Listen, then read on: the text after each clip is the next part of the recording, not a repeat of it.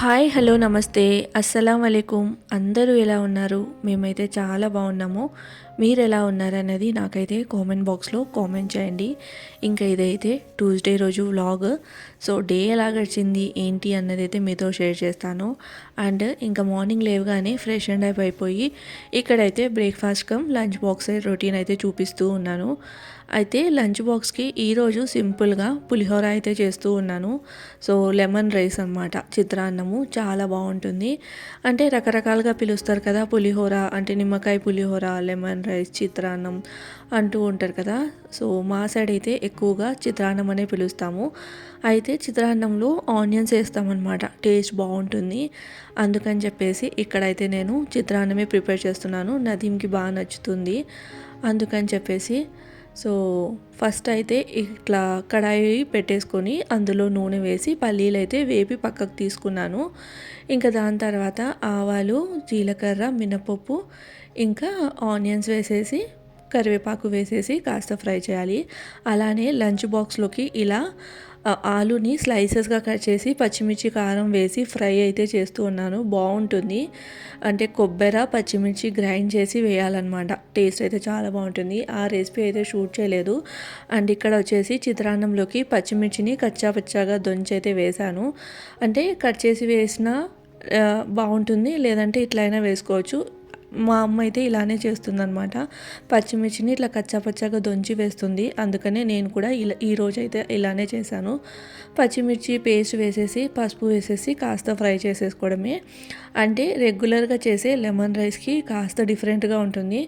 మనం పోపు పెట్టేసుకొని పల్లీలు, శనగపప్పు మంచిగా పోపు పెట్టేసుకొని రైస్లో వేడి రైస్లో పొడి పొడిలాడుతూ అంటే వండుకొని ఉంటాం కదా. సో ఆ రైస్లో పోపునంతా కలిపేసుకుంటాము. బట్ ఇక్కడ ఏంటంటే పోపు పెట్టేసుకొని స్టవ్ కట్టేసి ఇందులోకి రైస్ వేసి కలిపేస్తాము. అండ్ ఆనియన్స్ కూడా వేసి పచ్చిమిర్చి పేస్ట్ వేస్తాం అనమాట. టేస్ట్ బాగుంటుంది. ఎవరైనా ఇప్పటి వరకు ఇట్లా ట్రై చేయకపోతే మాత్రం ఒకసారి ట్రై చేయండి. రెగ్యులర్గా తినేదానికంటే కాస్త డిఫరెంట్గా ఉంటుంది. అండ్ ఇంకోటి ఏంటి అంటే ఆనియన్స్ కూడా ఎర్రగా వేపద్దు, జస్ట్ లైట్ పింకిష్ కలర్ వచ్చేంత వరకు వేపుకుంటే సరిపోతుంది అనమాట. ఇంకా లాస్ట్లో వచ్చేసి పల్లీలు వేసేసుకొని కలుపుకొని కొంచెం నిమ్మరసం పిండుకుంటే ఇంకా మన చిత్రాన్నం అనేది రెడీ. ఇంకా సైడ్ బై సైడ్ చపాతీలు కూడా కాల్చేసాను. కర్రీ అయితే రెడీ అయిపోయింది. ఇంకా అది పక్కన తీసేసి ఇంకా చపాతీలు కూడా కాల్చేసాను. స్టవ్ ఆఫ్ చేసే ఉంచాను. సో ఇప్పుడు లెమన్ రైస్, తర్వాత పక్కగా లెమన్ జ్యూస్ పిండేసుకొని ఇంకా పల్లీలు వేసేసుకొని కలిపేసుకుంటే మన చిత్రాన్నం అనేది రెడీ అనమాట.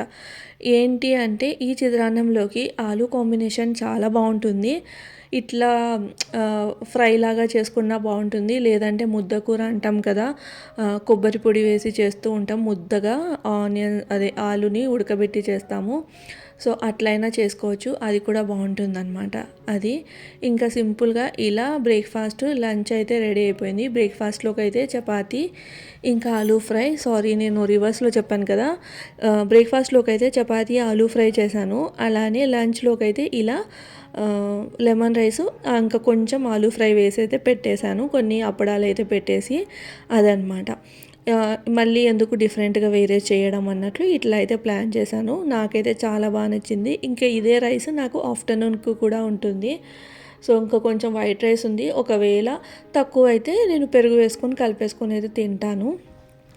సో అది ఇంకా ఇట్లా ఆఫీస్కి లంచ్ బాక్స్ ప్రిపేర్ చేసినప్పుడు నాకు మళ్ళీ సపరేట్గా ఇంకా మా ఆఫ్టర్నూన్ లంచ్ అట్లా ఏం ప్రిపేర్ చేసుకోను. ఈవినింగ్ డైరెక్ట్ లైక్ ఏంటి 5 o'clock, 5:30 ఆ టైంలో డిన్నర్ అనేది ప్రిపేర్ చేస్తాను అనమాట. సో ఇలా చేస్తూ ఉంటాను. ఇక్కడ చూస్తున్నారా ఎంత కలర్ఫుల్గా ఉందో. పచ్చి కరివేపాకు వేసుకోవాలి. అండ్ కొత్తిమీర అస్సలే వేసుకోవద్దు. కొత్తిమీర వేసుకుంటే లెమన్ రైస్లో టేస్టే బాగుండదు, నాకు నచ్చదు పర్సనల్లీ. సో అది. అండ్ ఇక్కడ లంచ్ బాక్స్ అయితే ప్యాక్ చేస్తూ ఉన్నాను. ఫస్ట్ అయితే పెద్దది బాక్స్, అంటే 3 బాక్స్ది కదా. సో పెద్ద బాక్స్లో అయితే రైస్ పెడుతూ ఉన్నాను. నదీం ఫస్ట్లో తినేవారు కాదు, కానీ ఇప్పుడైతే ఇష్టంగానే తింటారు. ఇంకా తర్వాత ఇంకొక బాక్స్లో వచ్చేసి అప్పడాలు, తను తినే అప్పడాలు అనమాట. నేనైతే మన సైడ్ దొరికే మినప్పిండి అప్పడాలు అయితే తింటాను. బట్ తినైతే కొంచెం మసాలా వేసినవి మినప్పిండి అప్పడాలే, కానీ కొంచెం మసాలా వేసినవి ఇష్టపడతారనమాట. సో తనకి సపరేట్గా, నాకు సపరేట్గా వేయించుకుంటూ ఉంటాను. సో అది ఇంకా అవి పెట్టేసి తర్వాత కొంచెం ఆలూ ఫ్రై అయితే వేశాను. బాగుంటుంది కాంబినేషను. ఇప్పుడిప్పుడే నదీం కూడా తింటూ ఉన్నారనమాట. అంటే లెమన్ రైస్లోకి ఫస్ట్ లెమన్ రైసే తినేవారు కాదు. చిన్నగా లెమన్ రైస్ తినడం అలవాటు చేసుకున్నారు. అలానే ఇప్పుడు కాంబినేషన్స్ తినడం కూడా అలవాటు చేసుకున్నారు. అలానే ఈ లెమన్ రైస్లోకి పెరుగు వేసుకొని తిన్నా బాగుంటుంది. ఎంతమందికి ఈ కాంబినేషన్ తెలుసు అండ్ ఎంతమంది తింటారు అన్నది కూడా నాతో అయితే షేర్ చేయండి. నాకైతే ఈ చిత్రాన్నంలోకి పెరుగు వేసుకొని తిన్నా కూడా బాగా నచ్చుతుంది. సో ఎప్పుడైనా అట్లా లెమన్ రైస్ మిగిలి ఉన్నా కూడా మంచిగా చల్లని పెరుగు వేసుకొని తింటానన్నమాట. అది ఇంకా లంచ్ బాక్సెస్ ప్యాక్ చేసేసి తనకి ఇచ్చేస్తే ఇంకా ఒక పని అయిపోయినట్లే. దాని తర్వాత ఇంకా నేను తర్వాత ఏం పెద్దగా షూట్ చేయలేదు. ఇది డైరెక్ట్ ఈవినింగ్ అనమాట. ఆఫ్టర్నూన్ ఇంకా అదే లెమన్ రైస్ అది పెట్టేసుకొని తినేసాను. అయితే ఆఫ్టర్నూన్ ఆ టైంలో మిషన్ వేశాను. అయితే మధ్యలో పవర్ పోయి మళ్ళీ ఈవినింగ్ వరకు అయితే మిషన్ అయితే కంప్లీట్ అయిపోయింది. సరే అని చెప్పేసి ఇంకా బట్టలు ఆరేసి పాలు తెస్తే పాలు కూడా కాచలేదన్నమాట. ఇంక ఇప్పుడు పాలు కాచి కాస్త టీ అయితే చేసుకుందామని చెప్పేసి ఇంకా ఫ్రిడ్జ్లోంటి ప్యాకెట్లు అయితే తీస్తూ ఉన్నాను. సో అయితే మార్నింగ్ పాల ప్యాకెట్లు తెచ్చిచ్చి వెళ్ళారనమాట. ఇంకా మార్నింగ్ టీ తాగలేదు. ఇప్పుడు ఎందుకో కొంచెం తలనొప్పిగా ఉండి టీ చేసుకుందాంలే అన్నట్లు అనుకొని ఇంకా పాలు కూడా కాచేసినట్లుంటుంది. అలానే టీ చేసుకోవచ్చు. అండ్ ఆఫ్టర్నూను నేను లంచ్ చేస్తున్నప్పుడే బియ్యం అయితే నానపెట్టాను దోశకి. సో బియ్యము మినపప్పు అయితే నానపెట్టి పెట్టాను అనమాట. సో అది ఇప్పుడు పిండి పట్టేస్తాను. అంటే మళ్ళీ నైట్ అంటే చాలా లేట్ అయిపోతుంది కదా, డిన్నర్ ప్రిపేర్ చేసి మళ్ళీ క్లీనింగ్ అదంతా చేసి తర్వాత మళ్ళీ పడుకోవాలంటే చాలా లేటే అయిపోతుంది మిక్సీ అదంతా పట్టి. అందుకని చెప్పేసి మార్నింగ్ బ్రేక్ఫాస్ట్ అండ్ మధ్యలో లంచ్కి మధ్యలో ఈ పప్పు తర్వాత ఇది రైస్ అయితే పెట్టుకున్నాను. ఇప్పుడు ఫస్ట్ పాలు కాగడానికి పెట్టేసి ఇంకా టీ పెట్టేసుకొని తర్వాత ఈ పిండి అయితే వేసుకుంటాను. సో అంతలోపు టైం వచ్చేసి 5:30, 6 అట్లా అవుతుంది. ఇంకా దాని తర్వాత డిన్నర్కి అయితే ప్రిపేర్ చేస్తాను. అండ్ డిన్నర్లోకి ఈరోజు అయితే స్పెషల్గా చోలే పూరి ప్రిపేర్ చేస్తున్నాను అనమాట. చోలే భటూరే కాదు, చోలే పూరి ప్రిపేర్ చేస్తున్నాను. సో ఎలా చేస్తాను ఏంటి అన్నది కూడా మీతో షేర్ చేస్తాను. ఇంక ఇక్కడ వచ్చేసి పాలు గిన్నెలో పోసేసి కొన్ని వాటర్ వేసేసి పైన పొంగకుండా ఒక గెరిట అయితే పెడతాను. సో మనం బై మిస్టేక్ మర్చిపోయినా కూడా పాలు అనేటివి పొంగి కింద పడుకోకుండా ఉంటాయి. సో ఈ టిప్ అయితే నాకు చాలా బాగా నచ్చింది. ఇంకా అప్పటి నుంచి నేను ఇట్లా గెరిటే పెడతాను అనమాట. గెరిట పెట్టేసి లో ఫ్లేమ్ మీద ఇంకా అవి బాయిల్కి పెట్టేస్తాను. అలానే పక్కన టీ కోసం పెట్టుకొని ఇక్కడ అయితే కింద లైక్ ఏంటి మన దోసపిండికి అయితే చేసుకుంటూ ఉన్నాను. పప్పు తర్వాత రైస్ ఇంకా అందులో ఈ మెంతులు వేసేసి నానపెట్టి పెట్టాను. ఒక్కొక్కసారి శనగబాలు అంటాం కదా, శనగపప్పు వేస్తాను. ఒక్కొక్కసారి వేయను అనమాట. అంటే కొంచెం డిఫరెంట్గా చేస్తూ ఉంటాను. సో ఆల్మోస్ట్ శనగబాలు అనేటివి వేస్తాను నానపెట్టేటప్పుడు. ఇంకా ఆ రోజు ఎందుకో వేయలేదన్నమాట. అది ఇంకా ఫస్ట్ పప్పు నానపెట్టినప్పుడు ఆ వాటర్ ఉంటాయి కదా, ఆ వాటర్ తీసేసి ఫస్ట్ మినపప్పు తర్వాత రైస్ వేసేసుకొని అలానే ఇంకా మార్నింగ్ నేను రైస్ కొంచెం ఎక్స్ట్రా వండి ఉంటుంది కదా, ఇంకా ఆఫ్టర్నూన్ తినలేదనమాట. ఓన్లీ లెమన్ రైసే సరిపోయింది. ఇంకా కాస్త రైస్ మిగిలింది. సో ఆ రైస్ అయితే ఇందులో వేశాను. దోశలు సాఫ్ట్గా వస్తాయన్నమాట ఇట్లా చేయడం వల్ల. అందుకని లేదంటే అటుకులు కూడా వేసుకోవచ్చు. ఇంకా రైస్ ఉంటే రైస్ వేసుకుంటేనే బెస్ట్. అటుకులైనా వేసుకోవచ్చు, లేదంటే బొరుగులు ఉంటాయి కదా, సో బొరుగులైనా కూడా వేసుకోవచ్చు. ఇక్కడ వచ్చేసి ఏవైనా చిన్న ప్లేట్లు అవన్నీ ఉంటే వెంటనే తోమేసుకుంటున్నాను. మళ్ళీ నైట్కి నాకు ఎక్కువ లోడ్ అవ్వద్దు అన్నట్లు అనవసరంగా అన్ని సింకులో వేసి జమ చేయను అనమాట. ఒకవేళ ఒక 2 మినిట్స్లో అట్లా అయిపోతుంది అంటే కన్నా అన్నీ తొలిపేసి పెట్టేస్తాను. ఇంకా సబ్బుతో రుద్దేటి అట్లా ఉంటే మాత్రం అక్కడ వేసేసి మళ్ళీ అయితే కడిగేసుకుంటాను అనమాట. జస్ట్ తొలిపేటి ఉంటాయి కదా, ప్రతి ఒక్కదానికి మనం కంటిన్యూస్గా సబ్బు పెట్టి అంటే మన ఏదైతే లిక్విడ్ వాడుతున్నా లేదంటే సబ్బు వాడుతున్నా ఏది వాడుతున్నా కానీ ప్రతి చిన్నదానికి అట్లా పెట్టి యూజ్ చేయడం కూడా మంచిది కాదని నేనైతే నమ్ముతాను. సో ఒకవేళ ఫర్ సపోజ్ ఏవైనా మనము మూతలు పెట్టుంటాం పైన, అవి అట్లాంటి ప్లేట్స్ ఉంటే దానికి ఏమీ అంటకపోతే ఒకసారి అట్లా వాటర్తో తొలిపేసి పెడితే బెస్ట్. ప్రతిదానికి ఆ సబ్బు యూజ్ చేయడం కూడా అంత మంచిది కాదని నేనైతే అనుకుంటాను. అది అండ్ ఇక్కడ వచ్చేసి పప్పు తర్వాత రైస్ ఇంకా కుక్ చేసిన రైస్ ఉంటుంది కదా, అన్నము అదంతా వేసేసి ఇంక ఇక్కడైతే గ్రైండ్ చేస్తూ ఉన్నానన్నమాట.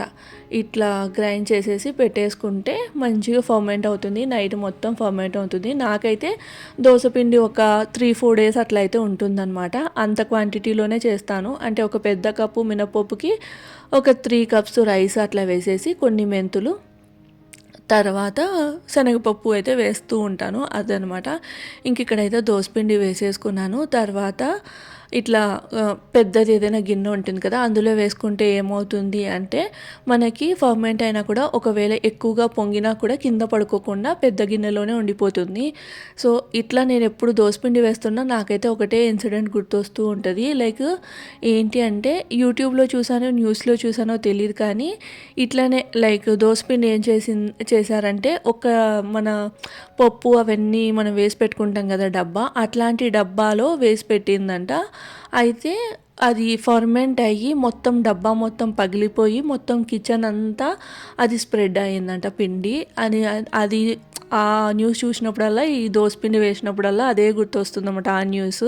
సో ఆ న్యూస్ చూసినప్పుడు అనుకున్నాను పెద్ద గిన్నెలో వేసింటే సరిపోయింది కదా, అంత కంజెస్టెడ్గా అంత చిన్న గిన్నెలో అంత చిన్న డబ్బాలో వేయడం ఎందుకు అన్నట్లు అనిపించింది. నేనైతే ఫస్ట్ నుంచి అంతే, లైక్ పెద్ద పెద్ద గిన్నెలలోనే వేసి పెడతాను. మళ్ళీ కావాలంటే ఈజీగా తోమేసుకోవచ్చు. నెక్స్ట్ డే మనం ఫర్మెంట్ అయిపోయిన తర్వాత సపరేట్గా ఇంకొక బౌల్లో తీసేసుకొని చేసుకోవచ్చు అనమాట. అది అట్లా దోసపిండి వేసేసాను. ఇంకా నదీం వచ్చేసారు.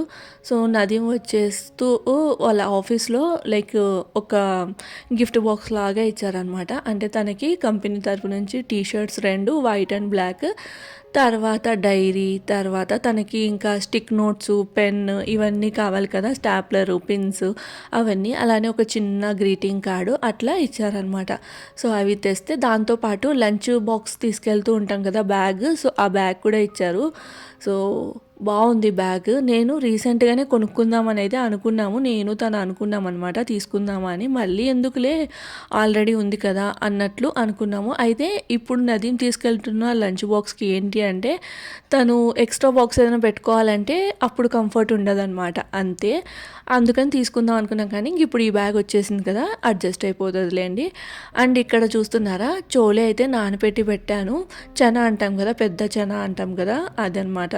ఆ చోలేని ఆఫ్టర్నూన్ అట్లే నానపెట్టాను. ఒక 3-4 అవర్స్ అన్నా నానపెట్టాలి. ఒకవేళ టైం లేకపోతే వేడి వేడి నీళ్లు పోసి ఒక 1.5 అవర్ అయినా నానపెడితే సరిపోతుంది.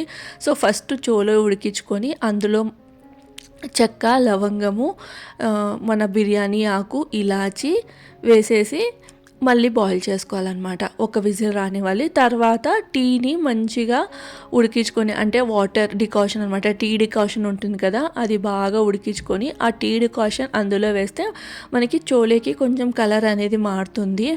మనం ఎక్కడైనా చూసుంటే చోలే భటూరేలో చోలే అనేది కొంచెం నల్లగా ఉంటుంది, అది అథెంటిక్ చోలే భటూరే అనమాట అది.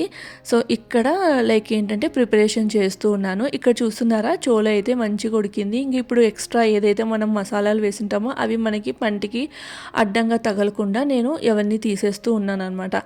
అయితే ఈ చోలే కర్రీ చేయడానికి సింపుల్ ప్రాసెస్ అనమాట, పెద్ద ప్రొసీజరే లేదు. ఓన్లీ ప్రొసీజర్ అంతా ఎక్కడ ఉంటుంది అంటే మనము ఈ చోలోని ఉడికిపెట్టడంలోనే ఉంటుంది. అయితే నేను ఈ చనాలో, ఈ కాబూలీ చనాలో ఏం వేసాను అంటే నల్ల శనగలు ఉంటాయి కదా, అవి కొన్ని వేసాను, కొన్ని బఠానీలు వేసాను అనమాట. మొత్తం ఇవే కాకుండా కొంచెం అవి కూడా వేసాను అనమాట, అంటే మిక్స్ చేశాను. ఎక్కువగా ఈ చనా వేసి, కాబూలీ చనా వేసి అవి కొంచెం క్వాంటిటీగా అయితే వేసాను. సో కర్రీ ఎలా ప్రిపేర్ చేస్తాను అన్నది అయితే చూపిస్తాను. ఫస్ట్ అయితే ఇట్లా కడాయిలో ఇది మనకి సర్సోంకి తేల్ అంటాం కదా, ఆవ నూనె వేయాలి. ఆవ నూనె వేస్తే ఈ చోలేకి చాలా టేస్ట్ వస్తుంది. అథెంటిక్ చోలే కర్రీ తిన్న ఫీలింగ్ అయితే వస్తుంది అనమాట. అండ్ ఈ సర్సోంకి తెల్ వేయడం వల్ల ఏంటి అంటే మనకి ఎక్కువ ఆయిల్ అనేది ఉండదు, అంటే లిమిటెడ్గా ఉంటుంది, టేస్ట్ కూడా చాలా బాగుంటుంది. అందుకే నార్త్ సైడ్లో ఎక్కువగా ఈ నూనెతోటే అన్ని కర్రీస్ ప్రిపేర్ చేస్తూ ఉంటారు. బట్ చాలామందికి అంటే కొత్తగా వాడే వాళ్ళకి ఈ స్మెల్ పడకపోవచ్చు.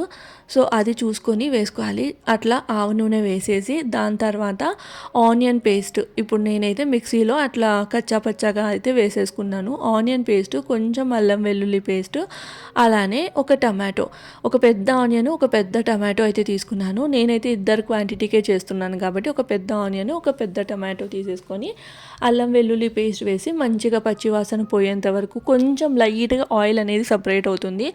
అప్పుడు మనం ఉడికించుకున్న చోలే మొత్తం ఇందులోకి వేసేయాలి. అంటే వాటర్తో కలిపి వేసేయాలన్నమాట. మనం టీ డికాషన్ వాటర్ అవి వేసాం కదా, సో అంతా కలిపేసి ఇందులో వేసేసి ఇంకా మనం మసాలాలు అయితే వేసుకోవాలి. లైక్ మెయిన్ మసాలాలు ఏమి అంటే ఇందులో మనం సాల్ట్, కారం అయితే కంపల్సరీగా వేసుకుంటాము. దాంతోపాటు మన చోలే మసాలా దొరుకుతుంది కదా, సో ఆ చోలే మసాలా వేసుకోవాలి. ఏ బ్రాండ్ అయినా పర్వాలేదు, టేస్ట్ అయితే అంతా ఒకటేలాగే ఉంటుంది. తర్వాత ఆమ్చూర్ పౌడర్ అనేది మ్యాండేట్. ఆమ్చూర్ పౌడర్ అంటే ఏంటి అంటే కిన మన డ్రై మ్యాంగో ఉంటుంది కదా, అది ఎండబెట్టి పొడి కొట్టుంటారు అనమాట. అది ఆమ్చూర్ పౌడర్ వేస్తే మనకి కొంచెము పుల్లగా తగులుతుంది. సో దానికి రీప్లేస్మెంట్గా మనం నిమ్మరసమైన పిండుకోవచ్చు. బట్ ఆమ్చూర్ పౌడర్ ఏంటంటే కొంచెం టేస్ట్ అనేది బాగుంటుంది అనమాట, అంతే. సో ధనియాల పొడి, తర్వాత చోలే మసాలా, ఇంకా ఆమ్చూర్ పౌడర్ వేసేసి మొత్తం ఒకసారి అట్లా కలుపుకోవాలి. ఆమ్చూర్ పౌడర్ అనేది లాస్ట్లో వేసుకోవాలి. ఇక్కడ నేను ఓన్లీ ధనియాల పొడి, తర్వాత ఇది వేసాను, చోలే మసాలా వేసేసి ఇంకా కన్సిస్టెన్సీ మనకి ఎంత ఇష్టమైతే అంత, గట్టిగా ఉండాలనుకుంటే గట్టిగా, కొంచెం పల్చగా ఉండాలంటే పల్చగా అనమాట. నేనైతే మీడియం రేంజ్లో పెట్టాను. ఇక్కడ చూస్తున్నారా, ఇక్కడైతే నేను ఆమ్చూర్ పౌడర్ వేస్తూ ఉన్నాను అనమాట. ముందే వేస్తే చాలా పులుపు అయిపోయినట్లు అనిపిస్తుంది, అంటే అదంతా ఉడికేంత లోపల. ఒకవేళ మనకి కొంచెం గట్టిగా కావాలి కన్సిస్టెన్సీ అన్నప్పుడు ఈ చోలే ఉంటుంది కదా, దాన్ని ఒకసారి గరిటెతో మెదిపేసుకుంటే సరిపోతుంది అనమాట. చాలా సింపుల్గా అయిపోతుంది. మెయిన్ ఇంగ్రీడియంట్ చోలే మసాలా మనం ఇంట్లో కూడా ప్రిపేర్ చేసుకోవచ్చు, కానీ రెగ్యులర్గా చేసుకునే వాళ్ళైతే మనం చేసి పెట్టుకోవచ్చు.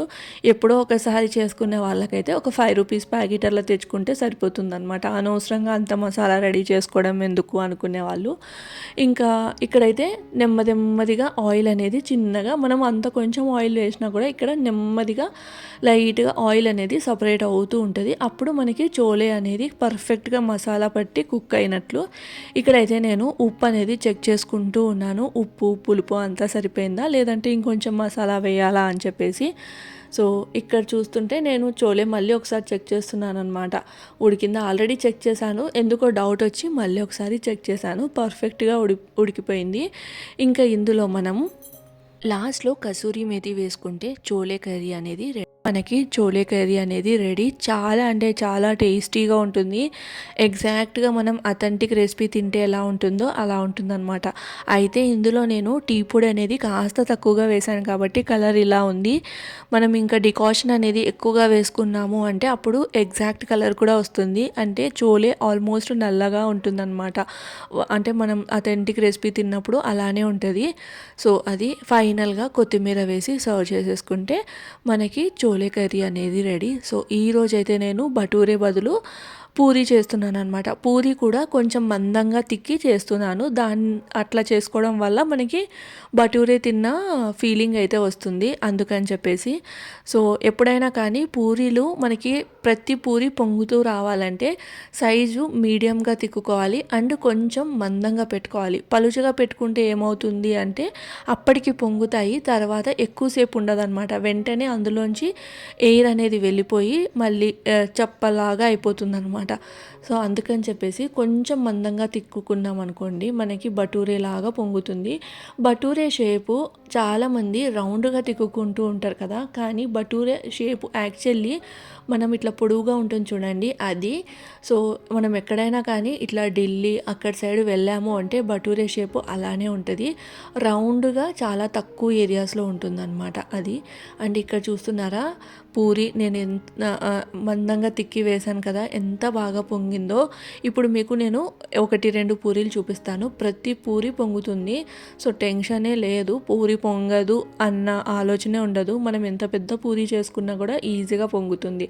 మనం అబ్జర్వ్ చేసినట్లయితే బయట స్ట్రీట్ ఫుడ్స్లో లైక్ స్ట్రీట్స్లలో పూరి అనేది బాగా పొంగి ఉంటుంది కదా, ఎందుకంటే వాళ్ళు మందంగా తిక్కుతారనమాట. అంటే మరీ మందంగా కాదు, మరీ పలుచగా కాదు. ఒకవేళ మనం పలుచగా తిక్కుకున్నామంటే ఆ పూరి అనేది పొంగినా కూడా వెంటనే అప్పలాగా అయిపోతుంది. సో, అందుకని చెప్పేసి కాస్త మందంగా తిక్కుకుంటే బావుంటుంది. అలానే ఈ చోలే కర్రీ వాటిలల్లోకి కొంచెం మందంగా తిక్కుకున్న పూరీలే టేస్ట్ బావుంటాయన్నమాట. సో, ఇక్కడైతే ఇది సెకండ్ పూరి. ఇది కూడా పొంగింది. ఇంకొక పూరి కూడా కాల్చి చూపిస్తాను.